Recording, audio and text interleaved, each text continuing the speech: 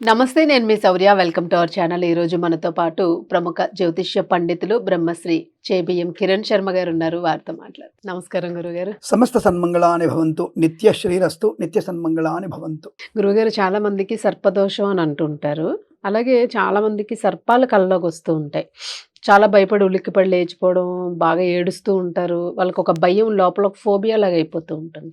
అసలు అంటే ఎందుకు అలా వస్తుంది? జన్మతః ఏదైనా నక్షత్రము, జాతకం అలా ఏదైనా భయపడాల్సిన అవసరం ఉందా? ఏదైనా పరిహారం? రైట్. ఒకటి ఇదే విషయాన్ని ప్రశ్నని మనం ఒక సైంటిఫిక్‌గా వ్యక్తులను అడిగినప్పుడు ఏమిటంటే వాళ్ళు చెప్పేది ఏంటంటే, హ్మ్. మీరు ఎప్పుడు తరచుగా మీరు సర్పాల గురించి థింక్ చేస్తారు కాబట్టి, అవును. మీరు సెర్చింగ్‌లో మీరు చూడండి కావాలంటే మీరు సర్పాల గురించి సెర్చింగ్ చేస్తారు కాబట్టి, హ్మ్. శ్వేతనాగని, అదనని, కిరణ్ శర్మ లాంటోళ్ళు కొంతమంది వేస్ట్ క్యాండిడేట్‌లు వచ్చేసి మీకు సర్పం ఇలా ఉంటుంది చెప్పడం వల్ల, అది విని విని మీ మైండ్ హిప్నటైజ్ అయిపోయి, మీరు కళ్ళు పడుకోగానే మీ కల్లోకి అవే వస్తాయి. దానివల్ల అంటారు. భయపడతారు. దీన్ని తీసుకెళ్ళి పంచాంగాన్ని మూఢనమ్మకాలకి అంటగడతారు ఖచ్చితంగా. అనే విషయాన్ని మన యొక్క సైంటిస్టులు పాపం వినమ్రంగా వాళ్ళు చెప్తూ ఉంటారు. పాపం వాళ్ళు కరెక్టే. మరి చిన్నపిల్లాడు ఎందుకు ఉలికి పడతాడు? అదే. రెండవది వాళ్ళు ఏమంటే దానికి సమాధానం ఉంది. నేను ప్లస్ రెండు మైనస్ చెప్తాను. నేను చిన్నపిల్లడు ఉలికి పడతాడంటే వాడికి ఏమైనా తగిలినట్టు అనిపిస్తుంది వాడికి. చిన్నపిల్లలకి అసలు స్వప్నాలు రావు, హ్మ్. అసలు ఇంపాసిబుల్. బికాస్ చైల్డ్ సైకాలజీ నాకు తెలుసు, నేను అవును. చదువుకున్నాను కాబట్టి. హ్మ్. చైల్డ్ సైకాలజీ నాకు తెలుసు కాబట్టి చిన్నపిల్లలకి కళ్ళలేని రావు వాళ్ళకి ఎందుకంటే ఏం దృశ్యం చూడరుగా. హ్మ్. చూడండి కళ్ళకి ఎలా వస్తాయి? అవును. తల్లినే చూస్తారు వాళ్ళు. తల్లి ఇంకోటి చంటి పిల్లలకి స్పర్శే తెలుస్తుంది, హ్మ్. రూపు తెలియదు వాళ్ళకి. అవును. రూపు అనేది 9 నెలల తర్వాత రూపం గుర్తుపడతాడు వాడు. అది తల్లిని గుర్తుపడతాడు. హ్మ్. రెండవ ఏడు తండ్రిని గుర్తుపట్టే ప్రయత్నం చేస్తాడు. కానీ స్పర్శ ద్వారా తల్లి తండ్రి తెలుసుకుంటాడు. తల్లి తండ్రి సోదరులను గుర్తుపడతాడు, సోదరి సోదరులను. మిగతా వాళ్ళని గుర్తుపట్టాడు వాడు. హ్మ్. ఇంపాసిబుల్ అది. అందుకనే ఇక్కడ అనవసరమైన ఇంకో విషయం చెప్తాను నేను. క్రష్లో పెడతారు పిల్లల్ని. క్రష్లో పెడితే ఏమవుతుంది? మన ఒక టీవీలో చూసాం కదా, మనకు కనపడింది సీసీటీ కెమెరాలో ఒక అమ్మాయి పాపం బట్టలు వేస్తూ కింద పడేసి తొక్కేసి. అవును. వాళ్ళ భావన ఏంటి? వాళ్ళు మానసికమైనటువంటి ఎవరైతే ఆయా ఉందో అక్కడ మానసిక వికలాంగులు ఆవిడ. హ్మ్. అంటే బుద్ధి చంచలమైనటువంటి వ్యక్తి, అంటే పిచ్చి ఆవిడ అని అర్థం. ఆ! అంటే అటువంటి వాళ్ళ దగ్గర మన పిల్లలు పెరిగితే పిల్లలు ఎలా పెరుగుతారు? స్పర్శ వల్ల అవును. వాళ్ళకి అటువంటి బుద్ధులే వస్తాయి. అవును. అందుకని ఇప్పుడు ఏం చేయాలి మనం? బాగా డబ్బున్నోళ్ళు, మీరు చూడండి, బాగా డబ్బున్నోళ్ళు మాకు ఒక కేవలం మెయిడ్, పిల్లని మెయిడ్. మేడ్ మా పిల్లవాడిని ఎత్తుకో అంటదండి, మా పిల్లవాడికి ఆమె పెడుతుందండి, కేర్ గోరుముద్దలు ఆమె టేకర్ పెడుతుందండి, మెయిడ్. ఆమె మాట వింటాడండి. అంటే వాడు లాస్ట్ దాన్ని అమ్మ అని పిలుస్తాడు. క్లారిటీ చెప్తున్నాను మీకు నేను. అవునవును. మీరు దాన్ని అని మాడుతున్నారు అనుకోకండి. అంటే నీ నీ కడుపు పుట్టే పిల్లవాడు ఇంకొక పరాయి వ్యక్తిని అమ్మ అని పిలుస్తున్నాడంటే మరేమందాం? గోరుముద్దలు ఆమె పెట్టదా? గోరుముద్దలు పెట్టే నీకు ఓపిక నీకు లేదా? ఇవన్నీ కూడా పిల్లలలో మానసికమైనటువంటి హ్మ్. వినాశనాన్ని కలిగిస్తుంది. కాబట్టి తల్లులు మీ పిల్లల భోజనం మీరే పెట్టాలి.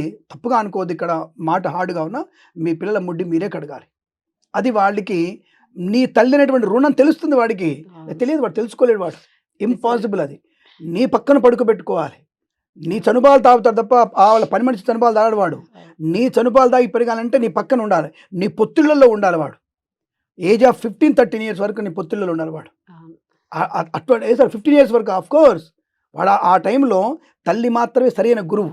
ఎక్కడ వయసు పెరుగుతుంది, ఆడపిల్ల వయసు తెలుస్తుంది, తెలుస్తుంది. అవయవాలు అవును. పెరుగుతాయి. అవును. కానీ మగవాడికి తెలియదు. కానీ అప్పుడు తల్లి మాత్రమే నాన్న ఇలా ఉంటుంది నీ పద్ధతి, నీకు ఇలా ఉంటుంది జాగ్రత్త అంటే వాడిని స్పర్శతోని తెలుసుకుంటుంది తల్లిగా. అవును. తెలుసుకొని అప్పుడు వానికి చెప్తూ దూరంగా దూరం పెడుతుంది. జరిగిపోవాలి. అవును. ఇది కాకుండా మీరు చేసేటువంటి సైన్స్ ఎవరికి కావాలరా? మీ సైన్సు ఇది పుట్టంగానే దూరం. ప్రత్యక్షమైనటువంటి శాస్త్రం. ఇది శాస్త్రంలో గొప్ప గొప్ప విషయాలు చాలా ఉన్నాయి. హ్మ్. కాబట్టి ఇక్కడ కళ విషయానికి వచ్చినప్పుడు సర్పాలు కళ్ళు అనేది మనకి జన్మ జాతకంలో దోషం ఉంటే కూడా హ్మ్. ఇటువంటి విపరీతమైన కళలు ఎక్కువగా వస్తుంటాయి. హ్మ్. ముఖ్యంగా పెళ్లి కాని ఆడపిల్లలకి ఎక్కువ వస్తుంటాయి ఇవి. హ్మ్. పెళ్లిపోయిన మగపిల్లలకి ఆడపిల్లలకి ఎక్కువ వస్తుంటాయి. మరి ఏమిటి దీనికి ఎలా ఎందుకు అంటే జన్మ జాతకంలో మేము చూపించినట్టుగా జన్మ జాతక ప్రకారంగా పంచమ స్థానంలో రాహు ఉన్న, భాగ్యస్థానంలో 9వ స్థానంలో రాహు ఉన్న, 12వ స్థానంలో రాహు ఉన్న, రాహు శని కలిసి ఉన్న, కుజుడు శని కలిసి ఉన్న, కుజుడు రాహు కలిసి ఉన్న ఈ శని కుజుల యొక్క కలయిక, శుక్రుని కలయిక వల్ల తప్పకుండా మనకి సర్పాలు కళలోకి వచ్చేటువంటి అవకాశాలు ఎక్కువగా ఉంటాయి. దానివల్ల మనం ఇబ్బంది పడే అవకాశం ఉంటుంది. అయితే కళలో సర్పాలు వస్తే మంచిదేనా? మంచిదే, దానికి ఎటువంటి దోషం లేదు. కానీ కళలో సర్పాలు వచ్చేసి ఎవరైనా చంపినట్టుగా, అంటే కాటు వేసి చనిపోయినట్టుగా, నొర కక్కుని చనిపోయినట్టుగా వస్తే మీకు అది అనర్థాన్ని కలిగిస్తుంది. హ్మ్. ఎట్టి పరిస్థితి దాన్ని ఉపేక్షించకూడదు. వెంటనే మనం సుబ్రహ్మణ్య స్వామి ఆరాధన చేసుకోవాల్సిందే. హ్మ్. ఇక్కడ మళ్ళీ ఒక విషయం చూసావా, బాపనోడు బతకడానికి వీడు పూజ పోమంటాడు. వద్దు, నువ్వే జపం చేసుకో. సుబ్రహ్మణ్య అష్టోత్తరం ఉంది, చదువు. సుబ్రహ్మణ్య స్వామి ఆ భుజంగ స్తోత్రం ఎలా చదవాలి? చదువు. తప్పు లేకుండా చదువు. తప్పులు చదివితే రివర్సే కొడుతుంది నీకు మళ్ళీ. అప్పుడు దానికి మాత్రం చదవలేమండి. మరి బ్రాహ్మడికి రూ. 100 ఇవ్వలేరు, మీకు మాత్రం చదువుకోరాదు, దానికి పరిహారం అంటే ఏం చెప్తాం మేము? దానికి చెప్పలేం కదమ్మా. కాబట్టి మీరు సుబ్రహ్మణ్య స్వామి దేవాలయానికి వెళ్ళే ప్రయత్నం చేయాలి. అక్కడ స్వామివారికి అభిషేకం చేయించుకోవాలి, ముడుపు కూడా కట్టుకోవాలి. రెండవది, పితృదోషాలు కూడా అలాగే వస్తాయి.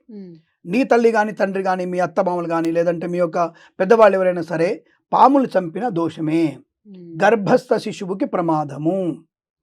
రెండవది, గర్భం రాకుండా కూడా ఉంటుంది దోషం, ఎట్టి పరిస్థితుల్లో గర్భం రాకుండా కూడా ఉంటుంది. ఇప్పుడు చాలామందికి, ఇప్పుడు నేను క్లారిటీగా మిమ్మల్ని అడుగుతున్నా, నేను చాలామందికి అమ్మాయికి అండోత్పత్తి బాగా ఉంటుంది, రజస్వర సమయం ప్రతి నెల రజస్వర సమయం బాగా ఉంటుంది, మగవాడికి స్పెమ్ కౌంట్ బాగా ఉంటుంది, వీరికణ వృద్ధి బాగా ఉంటుంది. కానీ డాక్టర్ దగ్గరికి వెళ్తే అంతా బాగుందమ్మా, మీకు సంతానం పట్టేదని అడుగుతారు. ఎందుకు అంటున్నారు? సైన్స్ కావాల్సింది ఏంటి? వీర్యకణాలు బాగుండాలి, అండాలు బాగా ఉండాలి, గర్భసంచి సరైన ప్రమాణంలో ఉండాలి. అంటే కడుపు వచ్చేయాలి కదా, మరి ఎందుకు గర్భం రావట్లేదు? తెలియదండి. ఇట్లా కొన్ని వందల మందిని, కొన్ని లక్షల మందిని చూపిస్తాను. దానికోసం ఇప్పుడు వెళ్ళి అనవసరమైనటువంటి అడ్డమైనటువంటి సృష్టి లాంటి కొన్ని అడ్డదిడ్డమైనటువంటి వ్యక్తి దగ్గరికి వెళ్ళి కృత్రిమ సంతాన ప్రయత్నం చేస్తున్నారు. ఆ కృత్రిమ సంతానంలో ఆ వీర్యకణాన్ని భర్త తెలియదు, ఆ అండాలని భార్యగా తెలియదు. ఛాలెంజ్ చేస్తున్నాను ఆ విషయంలో. There is no guarantee. Doctor చెప్పాడు, వింటున్నాం అంతేను. లోపల ఏం దాచిపెట్టారు మనకి ఎట్లా? ఆ ఫ్రిడ్జ్ లో పొరపాటున ఇంకోటి నీకు పెట్టాను తెలుస్తుంది. గ్యారెంటీ ఆయన ఏమన్నా పర్ఫెక్ట్ సైంటిస్టా? ఇస్రో ఆయన సైంటిస్ట్ చేశాడు. ఆయన పొరపాటు జరగడానికి అవకాశం. అలా పొరపాటు జరగకపోతే కత్తులను దానిలో పెట్టి ఎలా కుట్లేస్తారు? మీరు బ్యాండేజ్ పెడతారు, కత్తులు పెడతారు, అన్ని పెట్టి కుట్టేసినప్పుడు ఆ పొరపాటు మీరు జరగద్దు రూల్ ఏమైనా ఉందా? ఎగ్జాంపుల్ చెప్తున్నాను నేను. మంచి తెలివైనటువంటి డాక్టరు కడుపులో కత్తులు పెట్టి, కత్తెరలు పెట్టి, బ్యాడ్జీలు పెట్టి, దారపోగులు పెట్టి కుట్టేసిన తర్వాత తీసిన వాళ్ళు చాలా కోకొల్లుగా బయటకు వచ్చినాయి. అంటే ఇక్కడ మతిమరుపు ఉన్నట్టేగా. ఆ మతిమరుపు ఆ వేరే కణాలలో అండోత్పత్తిలో వేరేది పెడితే నీకు తప్ప గ్యారెంటీ ఉందా? ఏమన్నా వేరేది పెట్టలేదని గ్యారెంటీ ఉందా? అంటే ఏమిటి?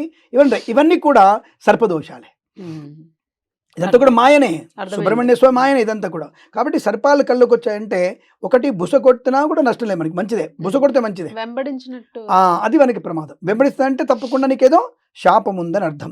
అవి సర్పశాంతి చేసుకోవాల్సిందే, సుబ్రహ్మణ్య స్వామి ఆరాధన చేసుకోవాల్సిందే.